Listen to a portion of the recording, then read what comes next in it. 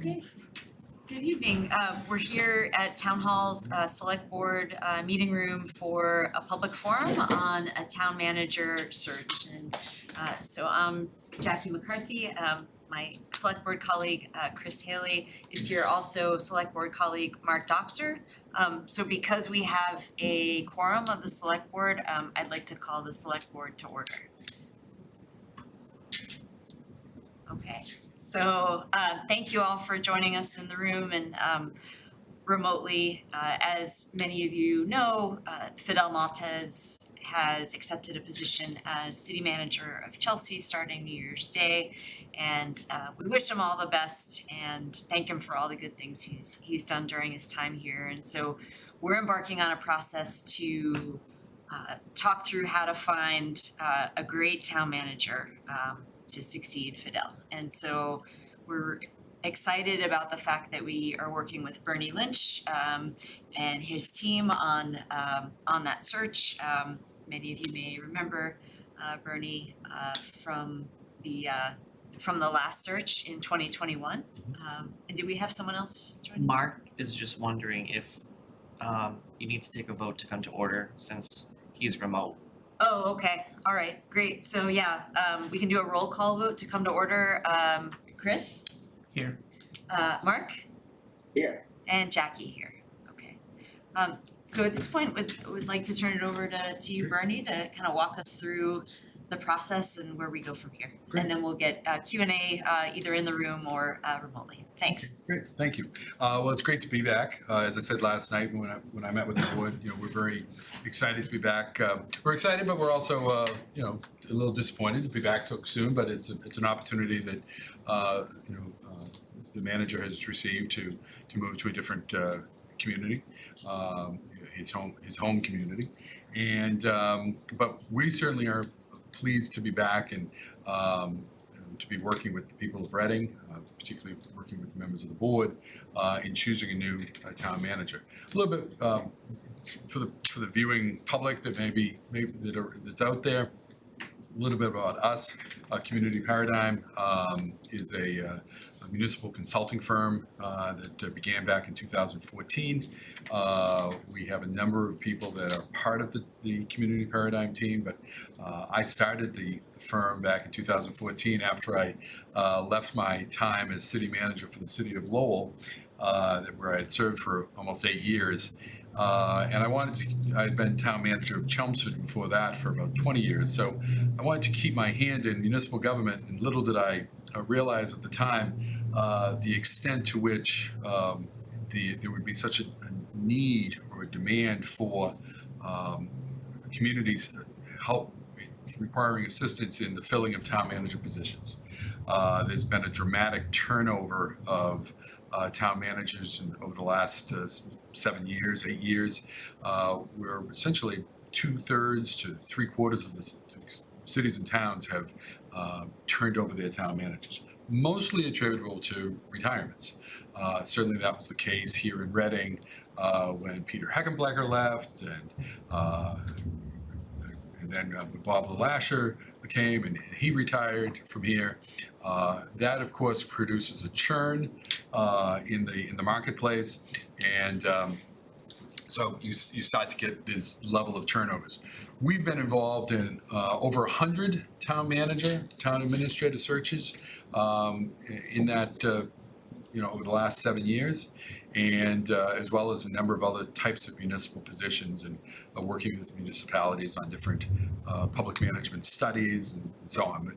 But pretty much what keeps us most busy is town administrator and town manager positions. And we think we have a pretty good process, and I'll just walk everyone through the process that we use again. We talked to the board about this last night. When we come into a community, we come in wanting to hear from the stakeholders. We want to hear from the department heads.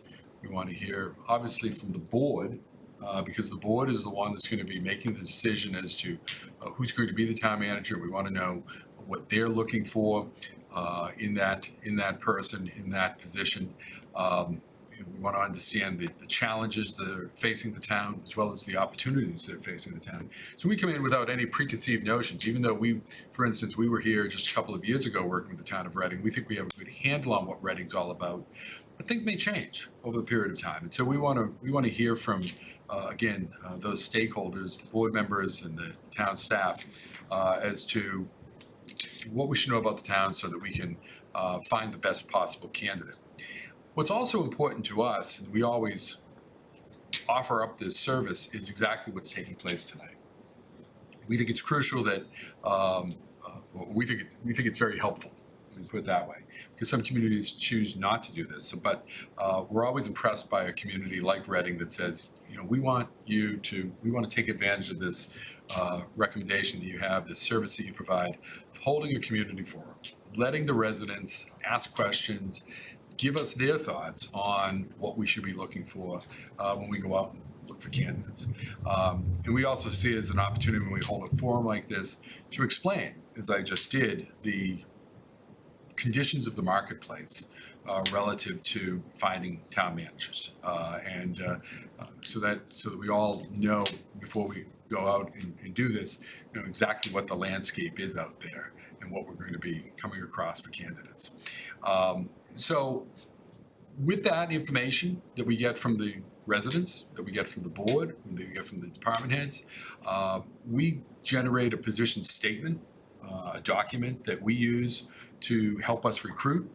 We think it's a great process, as I said, for everyone to sort of step back and think about what the issues are and what the needs are. But we use it beyond that as a recruiting tool. We post it on our website, we'll post it on the town's website, and then we'll go out and do our advertising, our posting, and our recruiting. We send out a position announcement. We advertise in the Municipal Association, in the International City and County Management Association. We send it off to all of the graduate programs in public administration here in the Commonwealth.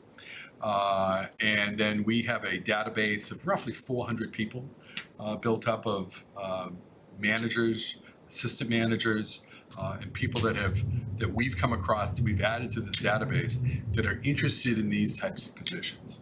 And we go out and we just flood the airwaves, if you will, with this position announcement and drive people to our website, drive people to the town's website, and get them to look at this position and hopefully submit an application. We set aside roughly 4 weeks for that process to take place, where we can make phone calls, we can answer inquiries that we may receive from potential candidates, that we can identify new candidates that might be out there that we may not be aware of that are particularly interested in Reading. And then we pull all those together. And as I think was described a little bit last night, we then tier the candidates. We go through all of the candidates. I think we've received 22 last time that applied here in Reading. And we go through and we say, okay, these are the highly qualified. These are the people that may not meet all the traditional qualifications, but they have relevant experience that makes them good potential or interesting candidates. And then those candidates that may have stellar careers, but they really aren't ready to be a town manager. And we bring all of that information to your screening committee, which the board will be appointing, as I understand it, in the near future. We give all of that information to the committee, and we walk the committee through each one of the candidates. And we talk with them about what we see as the strengths, what we see as the weaknesses, what are the questions that that may be out there about the particular candidates. And then we leave it up to the committee to determine which of those candidates, probably some number like 6 to 8 of those candidates, that they will call in for an interview. And we spend quite a bit of time going through the interview process with them, with questions that we've developed with the screening committee to really recognize what the issues are facing the town of Reading and what you're looking for. And again, it matches up with that position statement that we generate of what an ideal candidate looks like. following that, the committee will be making some decisions. If they interview 6 or 7, we hope that they'll find 3 or 4. And I know that last night, Mark had indicated, and I think other board members had indicated that if possible, let's see if we can get 4. So there's some real options for the board to consider, and there's some fallback if increasingly what happens is candidates withdraw through the process. This isn't something that is unique to municipal manager positions. We see it in all types of positions, and talking to other recruiters, other municipalities that do their own work on their own, and even in the private, talking to people in the private sector, it's just a trend that's happening out there now. And I'm sure probably Sean could speak to this.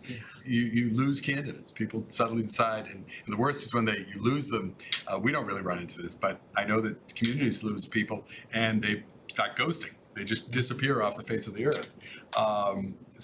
But having 4 candidates, I think, certainly would be helpful, but we want you to have the best possible candidates coming forward.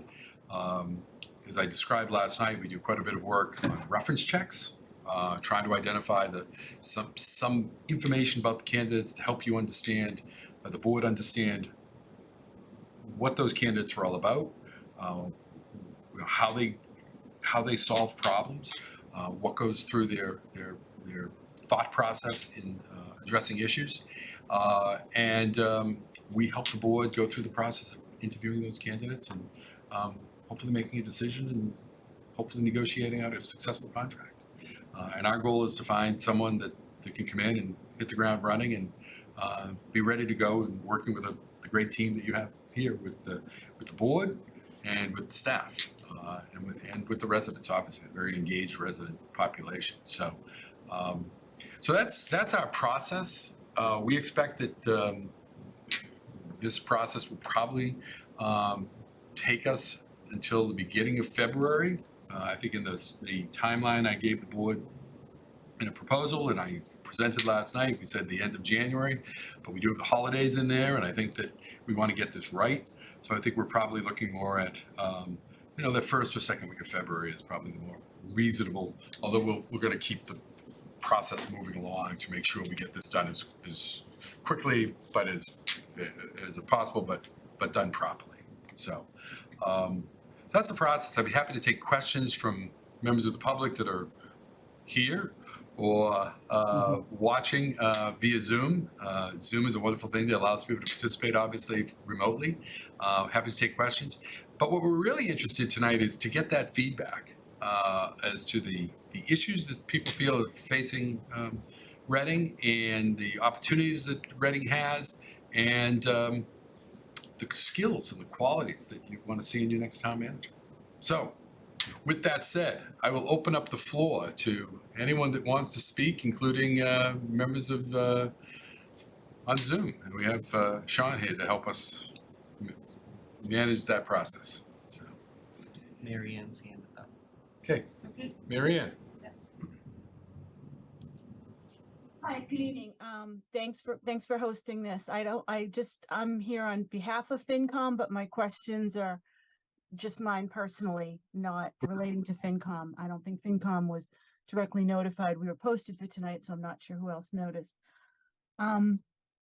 One of the things, I followed your searches. I followed the most recent town manager search, and I also followed the search in Chelsea. And I'm the kind of person that would independently looks up things on the candidates there. And so I have a question about how you screen candidates, because both in the Chelsea search and in other searches I've seen for town managers, there are candidates, I mean, you can look them up. There's pending litigation against them, sometimes even based on their most recent role as a town manager.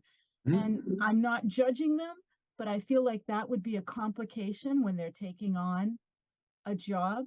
And so do you check or ask candidates about that if are they involved in anything that proceedings relating to their prior job? Because I get surprised that there's a candidate who's being sued, who's applying for a job. Yeah.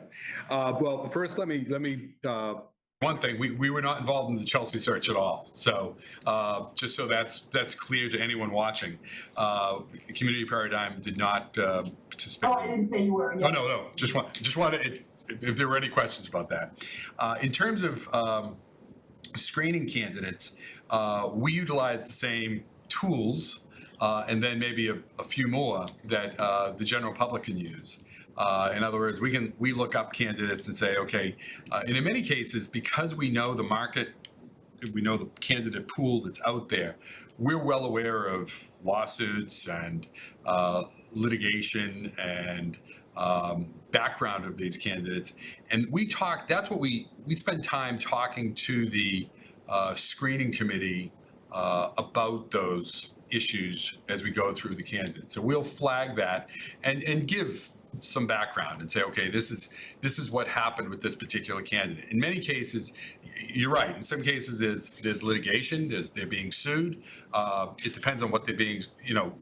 Obviously, there's always a presumption of innocence in all of these things, and sometimes it has to do with the fact that in their prior role, they just naturally are dragged into lawsuits because they've taken actions on behalf of their community. Sometimes there's more to the stories, and we try to flush that out on our own or in discussions with the candidates. And in some cases,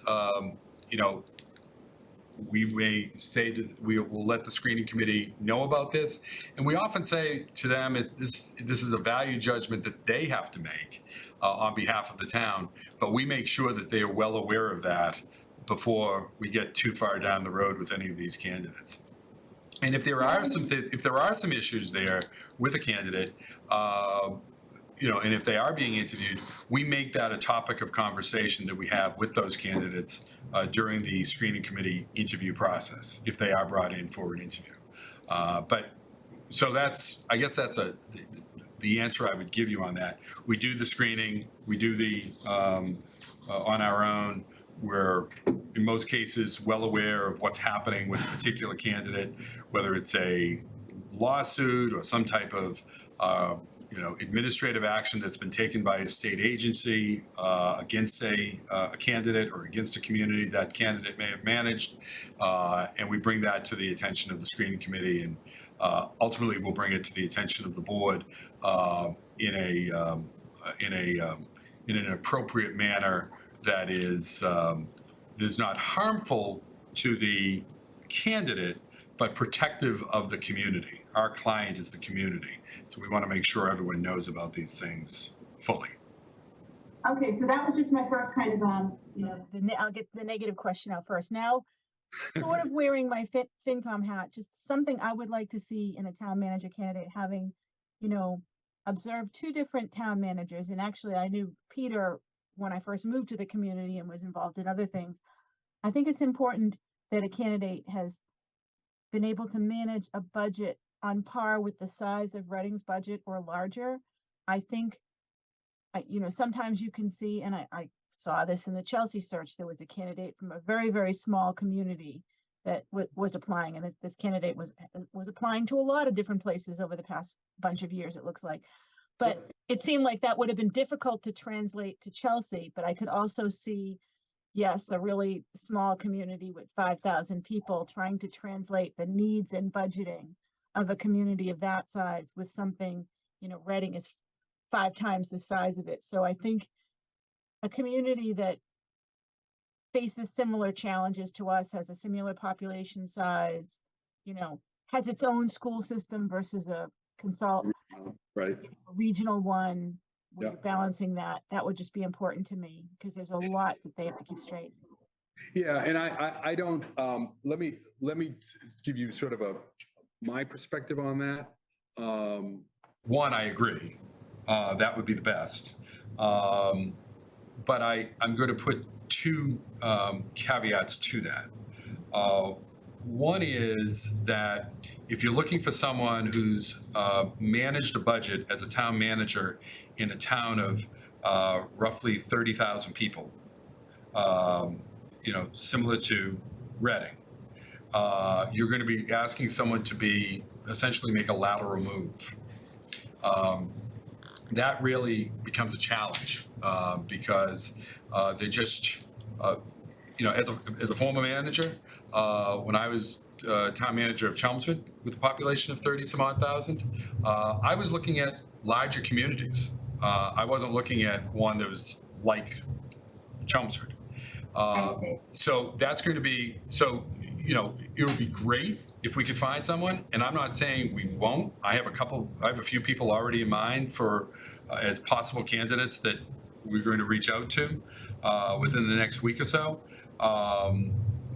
That would be coming from similarly sized communities, but for a variety of reasons, they might be interested in a Reading as their next career move, and they're really good, strong candidates. So that's, but there have to be extenuating circumstances that do that. The other aspect, and again, I'll tie my own career into this. I developed the budget each year, and I managed the budget each year for the town of Chelmsford, and that budget was about $100 million, I think, when I left there. And then I went to the city of Lowell with a budget of $300 some odd million, and inherited a major financial crisis that was thrown onto my plate a month into my tenure there that we had to grapple with and deal with. My experience in Chelmsford and the experience of the finance chief financial officer that I brought on, which from a smaller community, was crucial in solving that budget problem. When it gets to you're really dealing more with the complexity of the communities than it is necessarily the size of the community. So you have to weigh a number of different factors. But you raise very good points about the types of experience that you need to manage a town like Reading, and I agree with that completely. Okay, thank you. Yep. I'll see the floor. Thank you. Who's next, Sean? There's no hands up currently. Okay. Anyone in the room? You have a question? No. He usually has lots of questions, not now, though. You- I have a comment, but I don't know the cadence of this since it just arrived. Okay. Well, we quite literally just asked for public comment in the room as you Yeah. walked in. So I'm sorry I was jokingly putting you on the spot there. It's So totally fine. Gennady Pilavsky, 3 Harriman Avenue. So I spent a little bit of time reflecting on Fidel's time here and examined the things that I really liked, and then try to understand why it is that I like them and how does it transfer to a character attribute that we can assign to hopefully future town manager.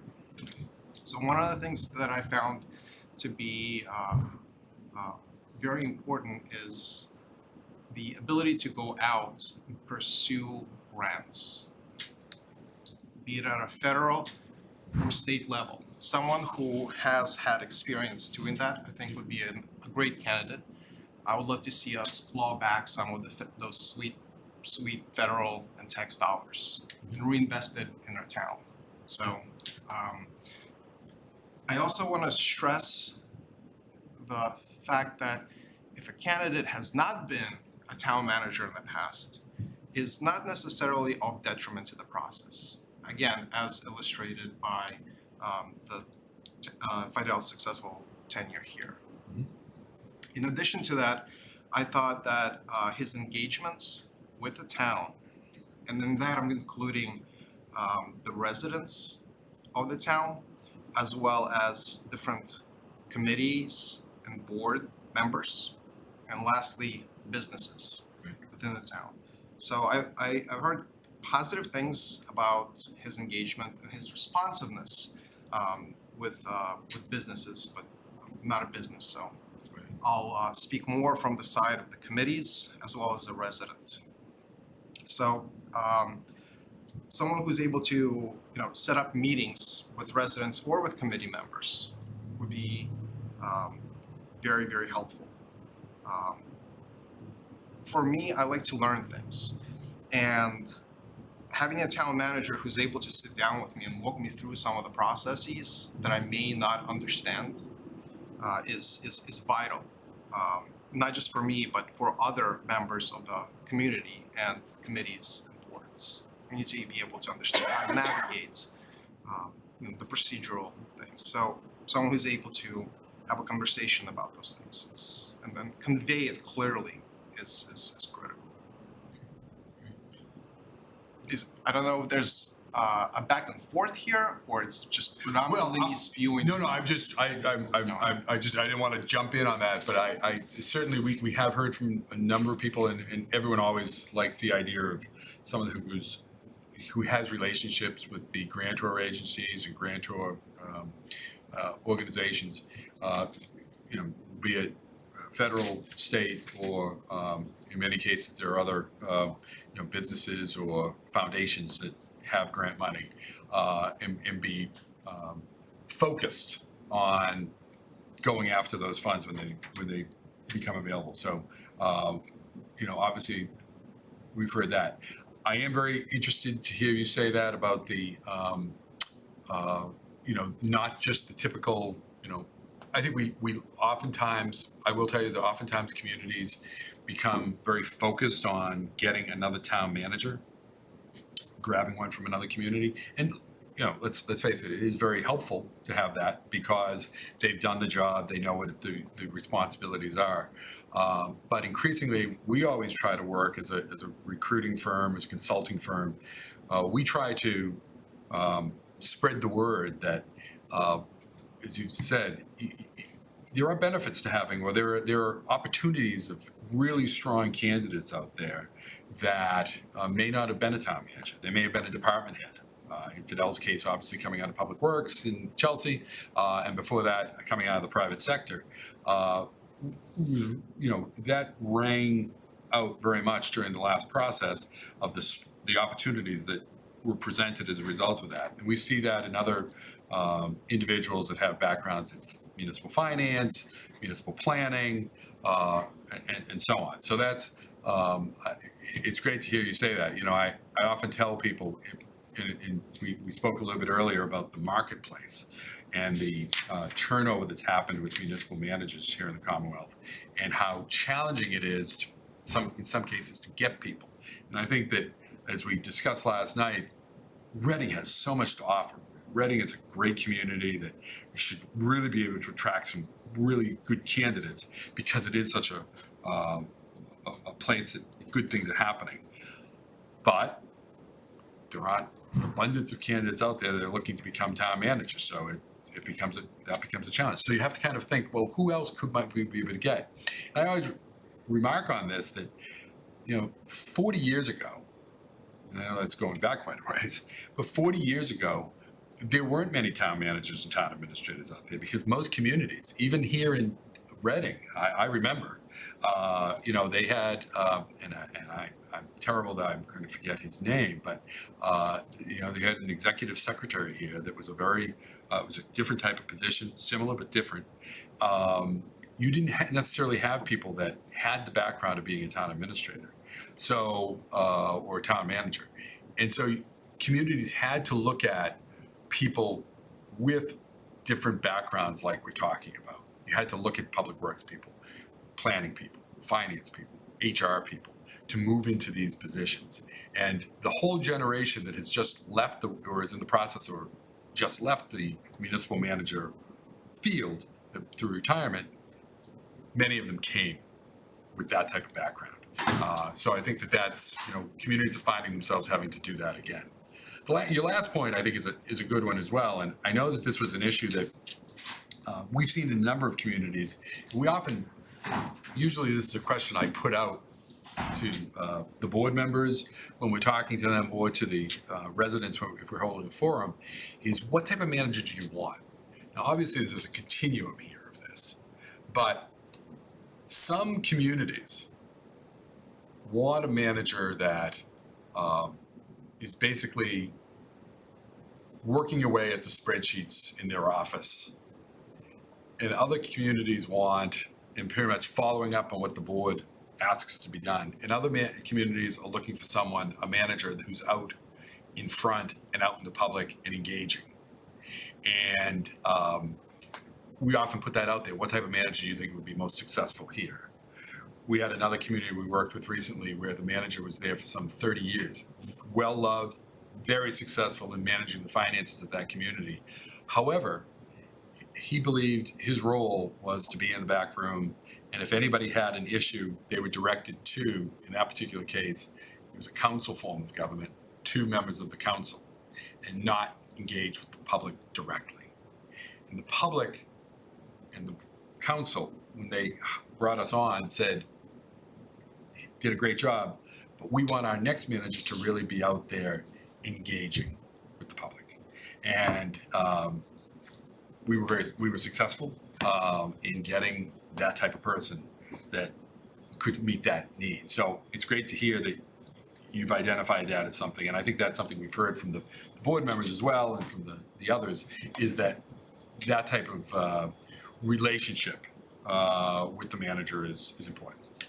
So I don't know exactly what the town as a whole is looking for.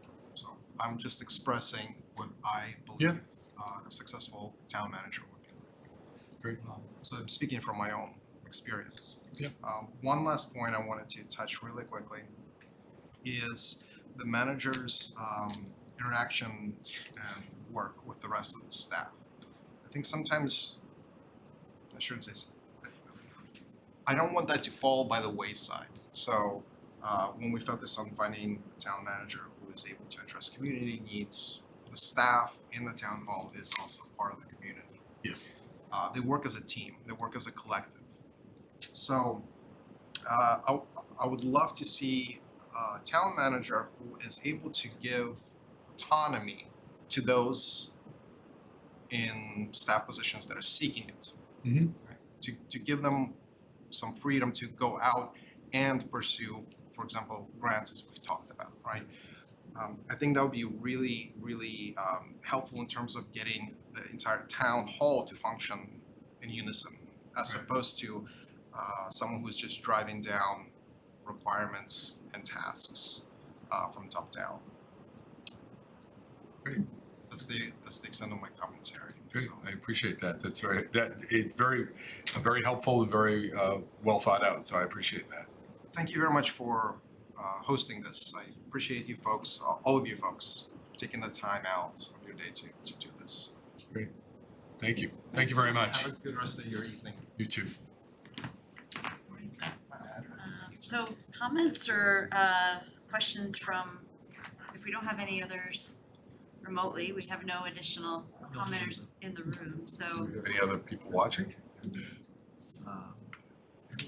Not since the so comments from board members? Bernie's asked, I've asked and answered, or Bernie has, with our own meeting last night, so. Okay, Very helpful. Mark? Oh, Mark. Go ahead, Mark. Thanks, Jackie. Yep, No, we don't have other folks that are on right now. There may be some folks who watch afterward. And obviously the community should know that they can reach out to the board if they do have comments, questions, ideas, whatever. And then we can, obviously we'll be working very closely with Bernie anyway, so. No, I appreciate that, Mark, and you're raising that, and As we go through the process, we're trying to generate this position statement to get it out on the street and get this process moving along. But that doesn't mean that the opportunities for input and participation goes away. It really doesn't go away until someone's selected. So if people, as we go through this, if people think of something or feel that we should know something, obviously they can go through the board members directly, which I'm sure they do on a regular basis. And we make ourselves available. My email address is blynch@communityparadigm.com. And it will be in the ad, in the posting, so people will be able to see it there. And always willing to receive input that people may have. And, it could be helpful to us as we go through the process of reviewing candidates, as we develop questions with the screening committee. to have that type of feedback that people may come up with. So I think that's a great point that even though that there's nothing more tonight, the process doesn't end at this point. Okay. Thank you, Bernie. Thank Thank you, select board members, Sharon and Sean. Members of the public, just in terms of the next steps, just as a reminder to people, tomorrow, November 9th, is the last day for at-large screening committee applications. So if you think you'd like to get involved in that capacity, I encourage you to visit town hall or www.ci.reading.ma.us for the application. Then looking ahead on November 21st, which is our next select board meeting, we will vote for up to 2 department heads here in Reading to serve on the screening committee. And then on November 29th, we'll interview our at-large candidates and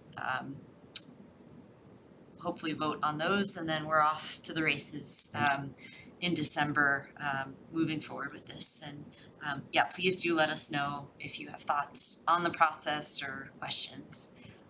So with that, If I could, just one more Yeah. comment about for the at-large resident seats. And I guess for all of the seats, you know, it's a very important task to serve on this in terms of reviewing candidates and interviewing and then selecting the finalists that we sent to the board. But it's not a process that is overly onerous. You know, generally we'll be talking probably about 3 to 4 meetings total that go into this. So it's not something that people are going to have to dedicate, you know, 15 days during December or anything like that. It's you know, reviewing the resumes, setting up some interview dates, a couple days of interviews, and then perhaps making a decision that day, perhaps putting it off if necessary, and then the work is done. But it's good. It's very important, but it's not something. So for people, I want people to get scared away by it if they feel they can contribute. thank you for saying that. Great point, Bernie. Okay, Okay. well, with that, a motion to adjourn the select board. Is there a second? Second. Okay, thanks, Chris. So roll call vote, Chris? Yes. Mark? Yes. Jackie, yes. So we're adjourned, and good night, everybody. Thanks again. Okay. Thank you.